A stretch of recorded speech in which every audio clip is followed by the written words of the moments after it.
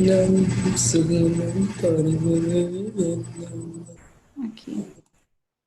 Aí, então aí ficou só a última agora, né? A letra C, a letra C é clima temperado continental e vegetação de floresta temperada, tá, gente? Para vocês colocarem aí.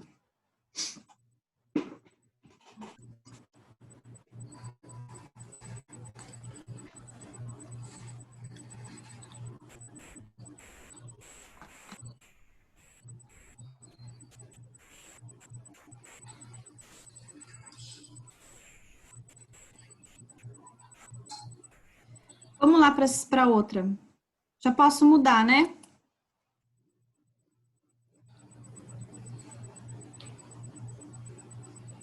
O outro climograma é de uma cidade chamada Kuala Lumpur, tá? Na Malásia.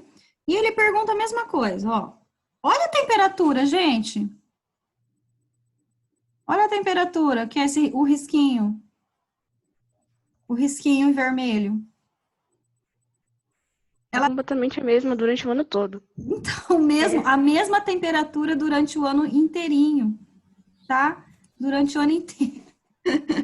Então, vamos lá, ó. Comportamento das temperaturas no decorrer do ano é a mesma coisa, tá? Depois, comportamento da pluviosidade, das chuvas no decorrer do ano e o tipo climático e vegetação da região, ok? Vamos lá. Mas essa aqui, olha só a quantidade de chuva. Dá uma olhada nos milímetros aqui, ó. Olha como que modificou os milímetros. Lembra que lá de Kiev ia até 100, né? Vou voltar ali, ó. Ia até 100 milímetros, tá vendo? Olha aqui o tanto que chove na Malásia, tá? Aqui vai até 300 milímetros. Então, vamos lá.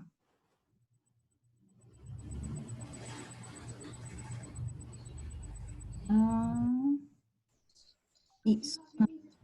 Aqui. Aqui para mim fica melhor. Então, a gente tem aí, ó, comportamento da temperatura, né? Então, temperaturas elevadas o ano todo, tá? Então, você podem colocar aí, ó, pode colocar até aqui, ó. Temperatura elevada durante o ano todo entre 26 e 28 graus, ok? Depois, ali na outra, comportamento da pluviosidade elevada, pode colocar aqui. E aí embaixo lá tem os tipos climáticos e a vegetação. Professora, lá tudo é elevado. Menos, né? Assim, a temperatura até que não é tão elevada, né, gente? Porque, olha, pra gente não é, né? Ela tá abaixo de 30 graus, né? Então, é uma temperatura agradável até, entre 26 e 28 graus.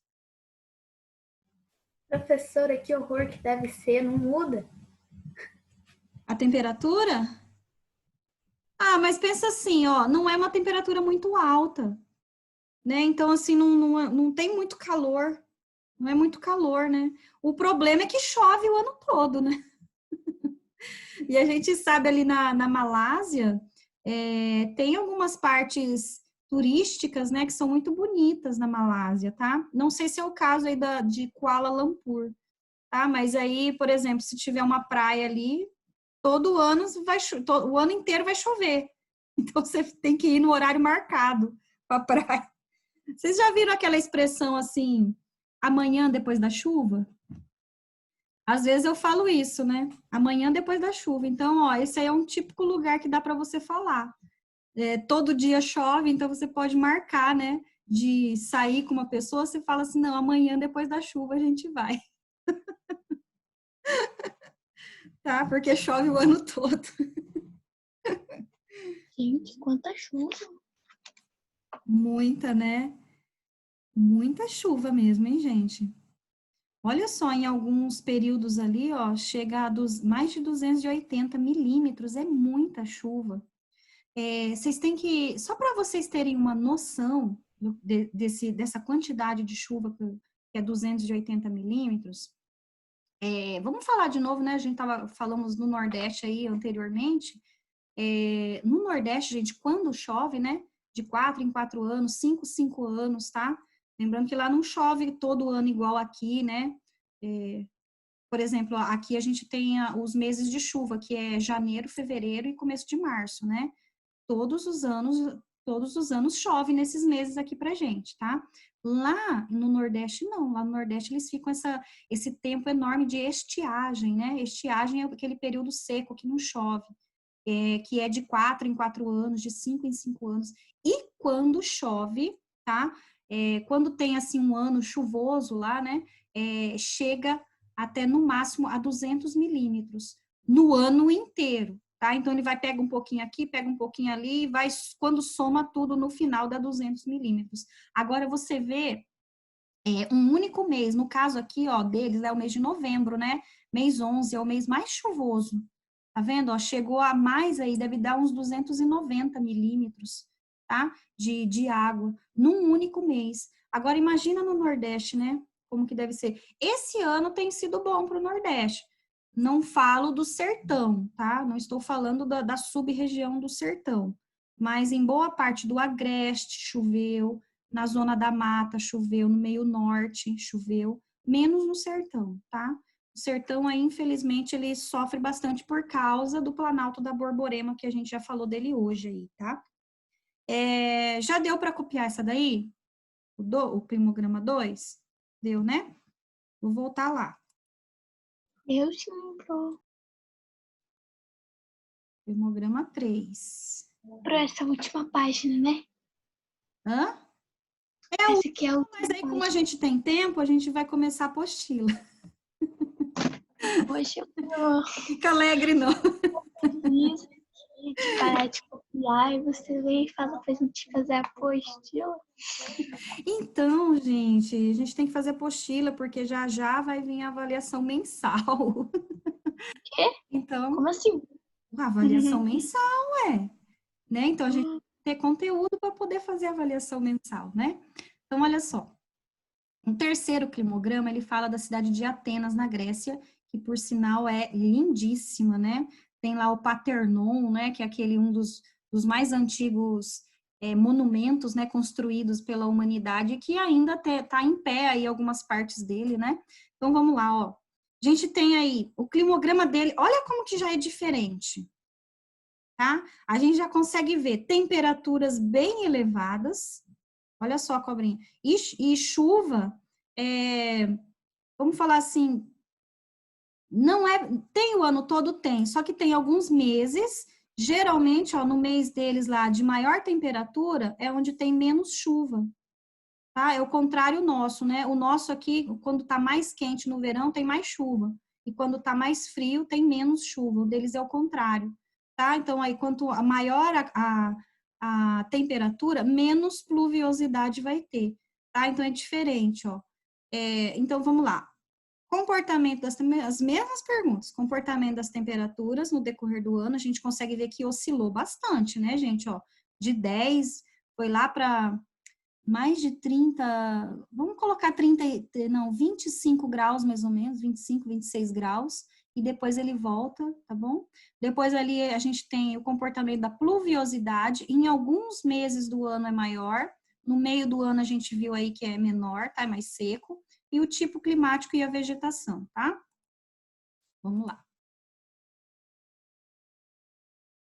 Aí. Então, a gente tem aí ó, o comportamento das temperaturas. Grande variação de temperatura. Ali ele fala que está entre 9 graus. 9 graus porque aqui foi para baixo do 10, ó, tá vendo? Ó? Tá bem no comecinho, no mês de janeiro, ó. 9 graus e 27 graus, tá? Então, aí ele oscila bastante. 27 graus está no mês 7 e mês 8, ó. Julho e agosto. E aí a gente tem depois o comportamento da pluviosidade. Aí nós temos duas estações bem marcadas.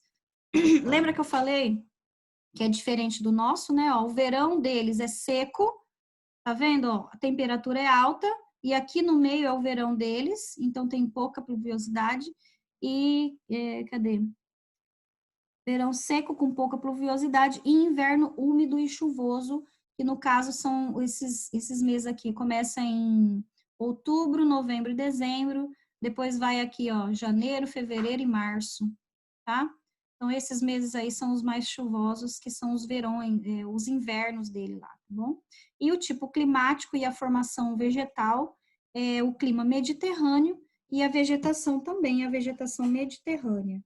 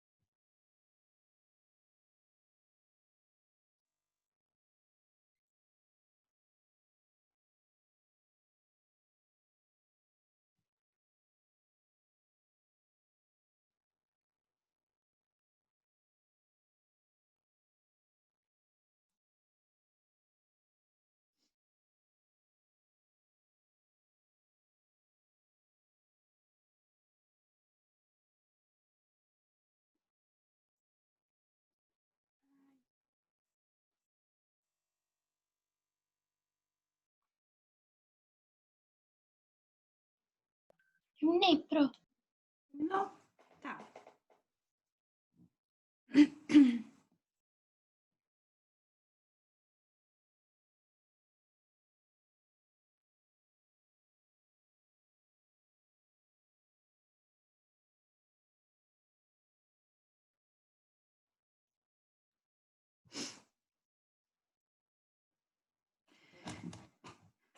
Eu separei aqui uma imagem para a gente só dar uma olhadinha lá de Atenas. Ó, essa aqui é a imagem aérea, aqui a primeira, né, da cidade de Atenas. Esse aqui é o Paternon, ó, que eu falei para vocês, tá? Que é uma das construções mais antigas aí da humanidade e ainda tem, né, boa parte dela tá em pé, tá bom? A gente tem aí algumas imagens. Olha que legal, gente. Muito bom, né? Essa aqui, eu esqueci o nome desse lugar, é uma arena que tinha jogos, né? E os jogos foi o primeiro lugar que teve os Jogos Olímpicos, tá, gente? Começou aqui, ó, nessa arena, ó, os Jogos Olímpicos que a gente conhece. Por isso que eles falam que o berço, né, das Olimpíadas é Atenas, tá bom? Porque começou aqui, ó. E esse ano seria, né, ano de Jogos Olímpicos, mas por causa da pandemia foi cancelado, né? Eu adoro ver os Jogos Olímpicos, é muito legal. Tem bastante coisa aqui, ó. Fala, filha. O que foi, mamãe? Vamos lá.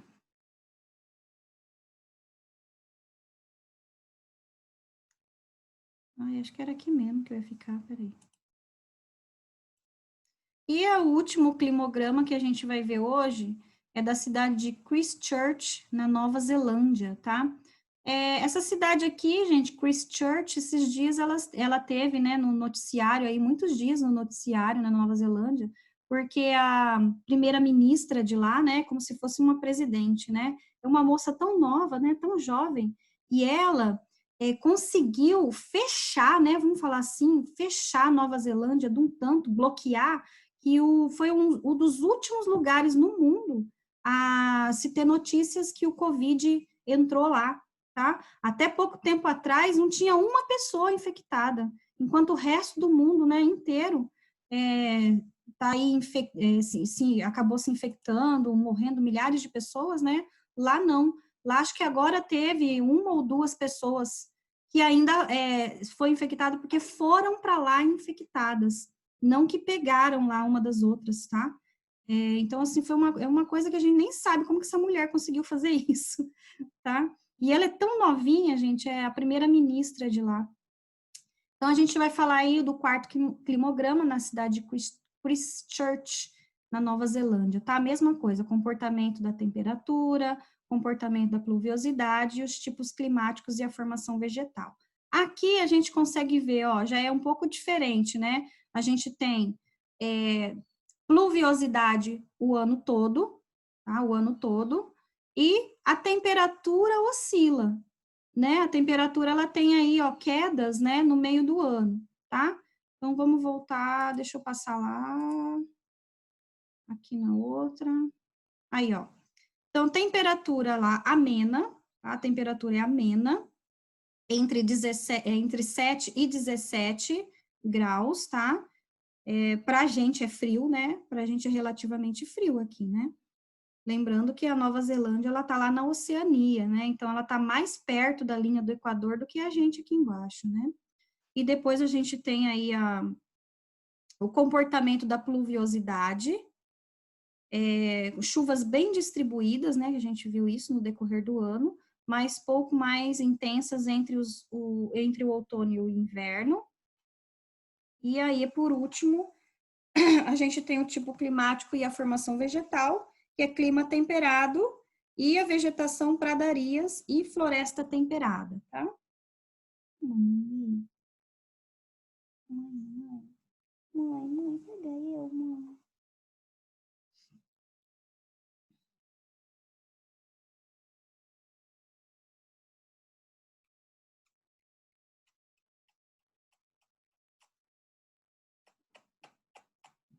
Amor, pegou, mãe.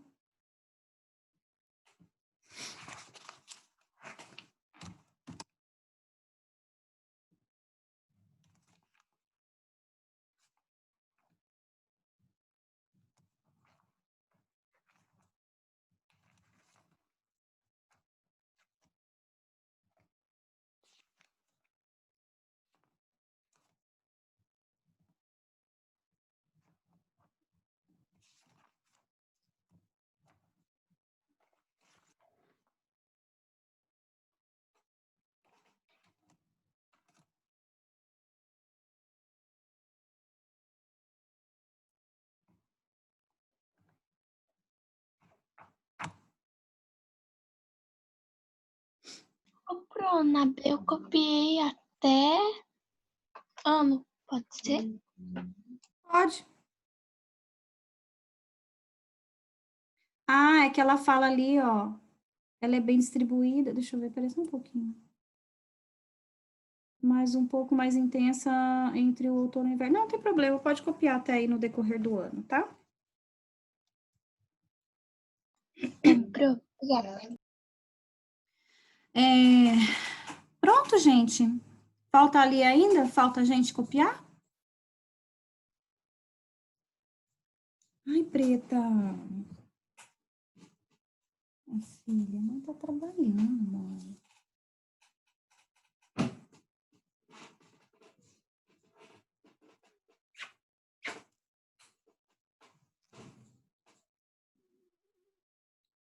Foi meu denguinho, mãe.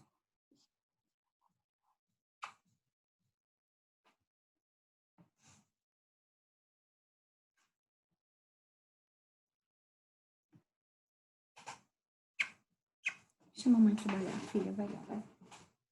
Vai, mamãe. Mamãe trabalhar.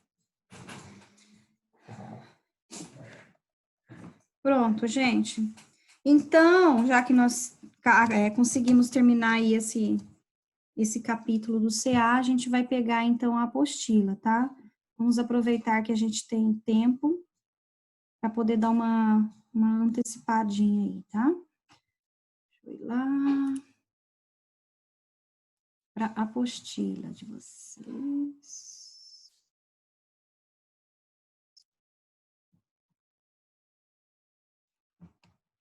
eu ver se não tem, não.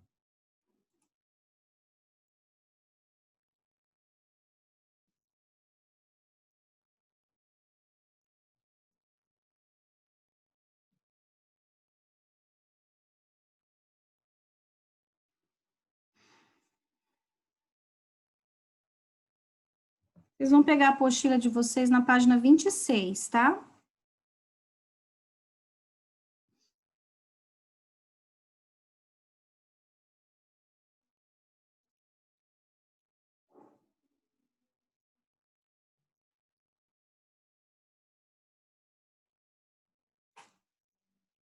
aqui mesmo.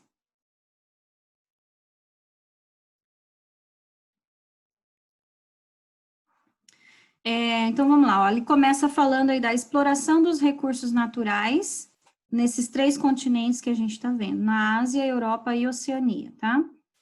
A região em evidência na imagem noturna de satélite detém em uma parte de seu subsolo e do fundo marinho imprescindíveis jazidas minerais para a economia natural. Aí ele pergunta, que região é essa, né? Que penínsulas, golfos, canais, mares e outros aspectos da geografia dessa região você reconhece? A gente quase não reconhece, né? A gente não é comum para a gente, né? Tá? E depois ele fala ali, outra pergunta. As concentrações luminosas indicam, em geral, as áreas mais densamente urbanizadas. Você reconhece algumas aglomerações urbanas representadas nessa imagem? E cite-as. E a 3, que recursos minerais tornam essa região uma das mais estratégicas da geopolítica mundial na atualidade? Gente, a gente olhando assim, parece que são áreas glaciais, né? Parece que é área glacial, não parece? Porque é tudo azul, né? É que são imagens noturnas, tá? Então, vamos lá, deixa eu até ver aqui na minha apostila, porque eu olhando assim, eu também não conheço essa imagem aí. Interessante, vamos lá. Essa imagem, gente, que ele está mostrando aí, ó, é parte do Oriente Médio, tá? Então, olha só como que ficou diferente, né, com essa imagem noturna. É parte do Oriente Médio, centralizada na Península Arábica, tá? Então, essa parte aqui do meio que vocês estão vendo, ó, é a Península Arábica. E aí, depois, ele, na segunda, ele pergunta assim, ó, as concentrações luminosas indicam, em geral, áreas mais densamente urbanizadas, né? Que áreas são essas? Aí ela está falando aqui, ó, que são áreas do curso do Rio Nilo, tá? Então, fica perto aí do Rio Nilo, perto do Cairo e de Alexandria. Então, é por isso que essas áreas são mais iluminadas. A gente já viu, né, que na beira, né, no curso do Rio Nilo, as pessoas, elas começaram as civilizações ali, tem centenas de cidades, né, que foram compostas seguindo o curso do rio, tá? Então, essa área luminosa que está mostrando aí, ó, é o curso do Rio Nilo. E a última pergunta ali, ó, que recursos minerais tornam essa região uma das mais estratégicas da geopolítica mundial? Essa região aqui, ó, que a gente está vendo, ela é uma das regiões que mais obtém combustíveis fósseis, tá? O gás natural e o petróleo, tá? Então, aqui no Oriente Médio, a gente sabe que o Emirados Árabes Unidos, né, eles são uma superpotência, tá? Na extração de petróleo aí, né? Então, vamos lá, gente. Depois que a gente já deu para reconhecer um pouquinho aí, ele fala aqui, ó, os recursos naturais são todos os bens úteis encontrados na natureza, aqueles que têm valor econômico para a sociedade humana, ou seja, trata-se dos bens que são utilizados para a sobrevivência e o bem-estar das pessoas. A gente tem que lembrar que é um bem não renovável, tá? Acabar, acabou, tá? Quando acabar, a gente vai andar de charrete, né? Igual era antigamente, tá? Ou atravessar a pé. Mas eu acho que a gente não vai estar lá para ver, tá bom? Atualmente, os recursos naturais, com maior destaque na Europa, Ásia e Oceania, não somente por conta do valor econômico, mas também do ponto de vista político, são os combustíveis e fontes de energia. Vejamos melhor o contexto geopolítico e econômico que envolve as fontes de energia para, em seguida, analisarmos as relações dos recursos com o trabalho e a economia nesses continentes. Primeiro que a gente vai ver, ó, fontes de energia. A exploração dos recursos naturais, desde os tempos mais remotos, sempre esteve vinculada à necessidade de produção de energia. Durante a antiguidade, a madeira das florestas, por exemplo, além de servir a construção e de combustível para as atividades metalúrgicas era muito utilizada no cozimento de alimentos e no aquecimento de ambientes. Mesmo o óleo de oliva ou azeite era extensamente cultivado por gregos, romanos e outros povos mediterrâneos antigos que o utilizavam para finalidades diversas, entre elas para servir de combustível de iluminação. Então, aqui a gente tem, ó, as lamparinas, né? Olha que interessante, né? Lamparinas como as da foto, feitas de barro ou metal, que utilizam azeite como combustível, já eram utilizadas desde os tempos remotos, tá? Depois a gente fala aqui sobre o carvão. O carvão mineral também era explorado como combustível na China antiga, séculos atrás. A exploração, inclusive, já ocorria em minas subterrâneas que utilizavam sistemas de ventilação. Entretanto, o advento da Revolução Industrial, no século XVIII, trouxe novas técnicas de mineração por meio do uso combinado de diamante nas brocas de perfuração, dinamite para explosões e trilhos instalados para acessar mais profundamente o interior das minas. Dessa forma, extraído em larga escala, o carvão mineral tornou-se no século XIX o recurso energético mais demandado e disputado pelo planeta. Gente, só acho que eu já havia falado isso para vocês, o Brasil, ele também é grande explorador aí de recursos do carvão, tá? Só que o nosso carvão, ele é de baixa qualidade, tá bom? E embora que a gente tenha em abundância, né, o carvão no território brasileiro, que a gente exporta, né, um dos maiores compradores é a própria China, tá? E os Estados Unidos, a gente também tem que comprar de fora, tá? Embora a gente tenha bastante, a gente tem que comprar. Por quê? Porque o nosso carvão, ele não é muito rico em mineral, tá? Por quê? Porque o nosso, ele está mais perto da superfície, o nosso carvão mineral. Quanto mais profundo tiver dentro, né, do solo, quanto mais profundo ele tiver, melhor valor energético ele vai ter, tá? Aqui no Brasil, o nosso ele é encontrado mais na superfície, então o valor energético dele é menor. Por isso que a gente tem que comprar de fora, tá? Mas a gente vende muito esse nosso carvão. Vamos lá. Aqui tem o Vale... Ai, já vai acabar nosso tempo de novo, 10 minutos. Aqui, a Europa tem diversas regiões ricas em jazidas carboníferas, como a região da Silésia, na Polônia, e o Reino Unido como um todo. Historicamente, contudo, as mais controversas são o Vale de Ruhr e a Alsácia-Lorena, que abrange uma vasta área da Alemanha à França, passando pela Bélgica. Aqui do lado, a gente tem aí, ó, as maiores reservas comprovadas de carvão em 2016, tá? A gente tem alguns países ali, o maior deles é os Estados Unidos, tá? Ó, tem a maior reserva de carvão aí. Eu só não sei se o carvão deles lá é igual ao nosso aqui, é de baixa qualidade ou se é de alta qualidade, eu não tenho essa informação, tá? Depois aqui a gente tem em seguida a Rússia, em terceiro a China, depois nós temos 12% outros países, o Brasil deve estar aqui no meio desses outros países aqui, ó, tá? E ali a gente tem, então, um gráfico ali em forma de pizza, dividindo, então, aí a quantidade de reservas de carvão mineral que tem no planeta, tá? Vamos aqui para baixo, ó. O uso do carvão mineral nas indústrias siderúrgicas e nas indústrias de energia elétrica segue literalmente a todo vapor, principalmente no hemisfério norte. Entre as 8 maiores reservas comprovadas de carvão mineral em 2016, 6 delas situam-se em países da Ásia ou da Europa e outras 2 na Oceania, tá? Então, a gente tem ali, está bem dividido, né?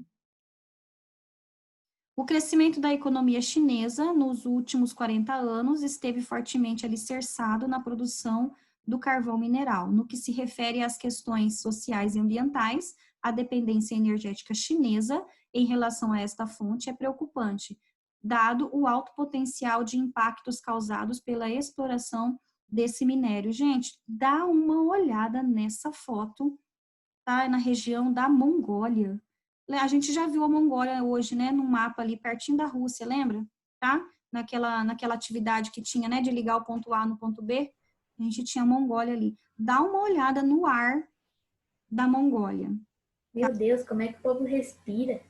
Pois é, gente, não é à toa que quando mostra lá na televisão, eles estão usando máscaras, né? Mas eles já usavam máscaras por causa da poluição que eles mesmos causam, né? Não é por causa do vírus, tá? Agora, então, né? Por causa do vírus, tá?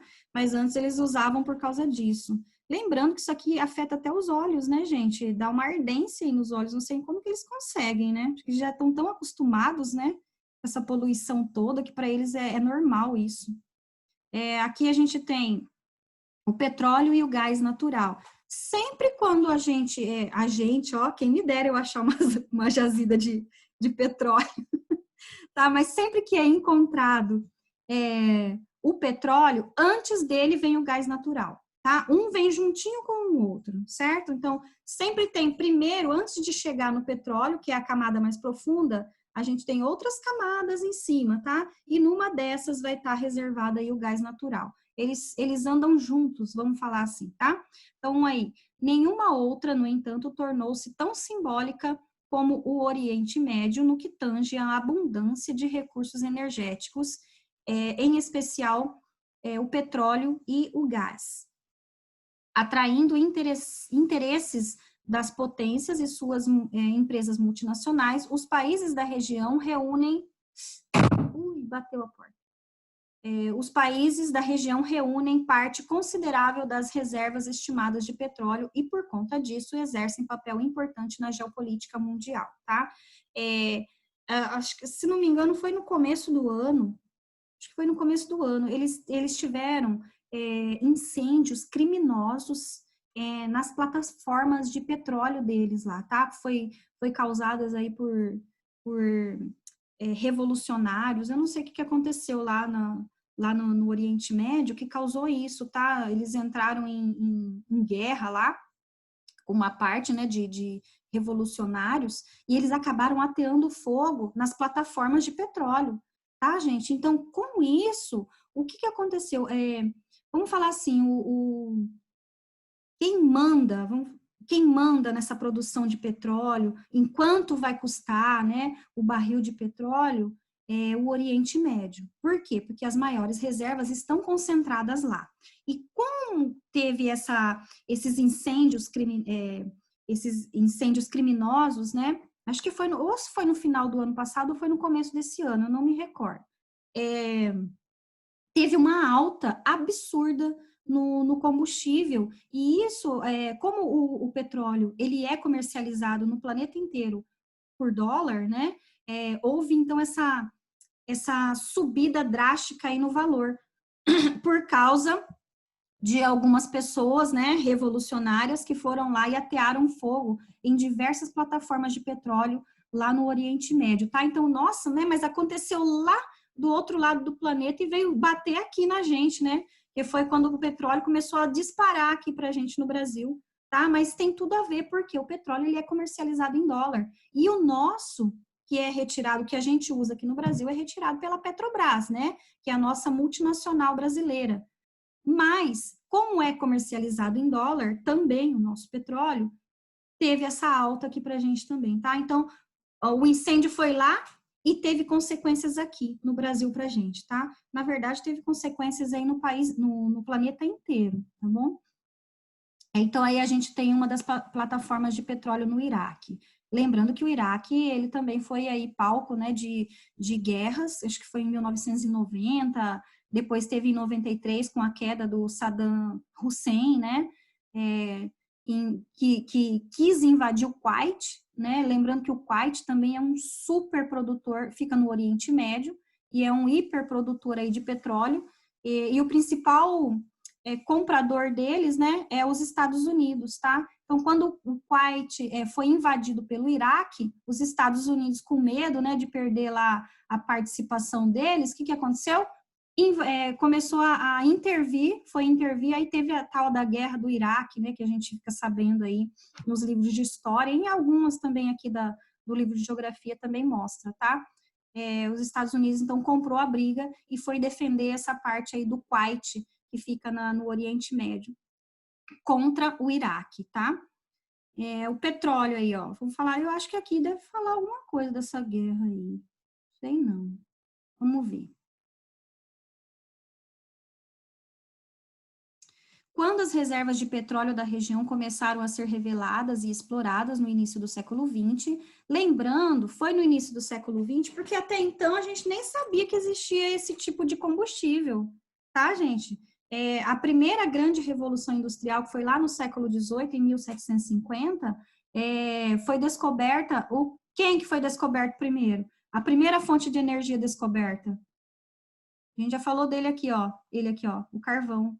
Tá? Então, antes aí, ó, era ele que era o poderoso, tá? Ele que era o combustível fóssil poderoso aí. Depois foi o combustível mineral, né? Poderoso. Depois foi descoberta aí, ó, no início do século XX, o petróleo, tá? E muito mais caro também, né? Por que que é tão caro assim? Porque é muito mais difícil de se retirar o petróleo do que o carvão, tá?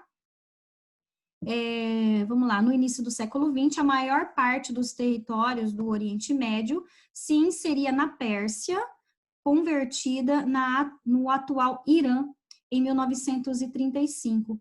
Ou, Pro, pode falar, Luísa. que horas você acaba a sua aula? 9 horas? Ah, é 9 horas ou 9h20? É 9 horas. Não sei.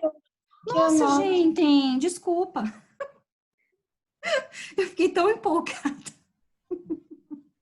Fiquei muito empolgada com a aula. Gente, desculpa, tá? Vocês perderam 2 tempos do intervalo de vocês. Ó, a gente vai começar aqui, então. Na semana que vem, a gente vai falar do petróleo, tá? Beijos. Tchau, tchau. Tchau, Pro.